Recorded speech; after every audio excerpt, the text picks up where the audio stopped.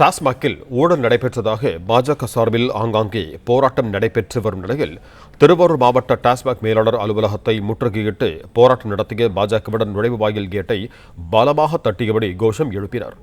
இது தொடர்பான கூடுதல் விவரங்களோடு இணைகிறார் எமது செய்தியாளர் ரவி. வணக்கம் ரவி, உங்களிடம் இருக்கும் தகவல்களை சொல்லுங்கள்.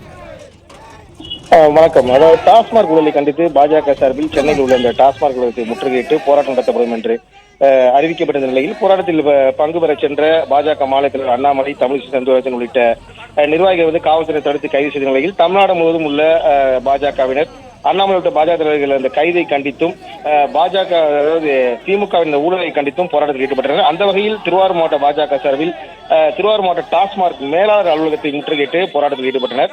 அப்போது அலுவலக வாயில் கேட்டை அடித்து தள்ளி பலமாக அதை திறக்க முற்பட்டும் போராட்டத்தில் ஈடுபட்டனர். தொடர்ந்து அலுவலக வாயிலில் திமுக அரசுக்கு எதிராக முழக்கங்களை எழுப்பி அவர்கள் கண்டன ஆர்ப்பாட்டத்தில் ஈடுபட்டனர். அதனைத் தொடர்ந்து அவர்கள் ஊர்வலமாக திருவாரூர் மன்னாடி சொல்லும் அந்த நெடுஞ்சாலையில் அமர்ந்து சாலை மறியல் போராட்டத்தில் ஈடுபட முயன்றனர். அப்போது காவல்துறையினர் அவர்களை தடுத்ததால் பாஜகவினருக்கும் காவல்துறையினருக்கும் இடையே சிறிது நேரம் தள்ளுமுள்ளி என்பதும் ஏற்பட்டது. அதனைத் தொடர்ந்து தடையை மீறி பாஜகவினர் அந்த சாலையில் அமர்ந்து முழக்கங்களை எழுப்பி சாலை மறியல் போராட்டத்தில் ஈடுபட்டனர். இதனையடுத்து காவல்துறையினர் சாலை மறியல் போராட்டத்தில் ஈடுபட்ட பாஜகவினரை தங்களது வாகனத்தில் ஏற்றி தனியார் திருமணத்தில் அடைத்தனர்.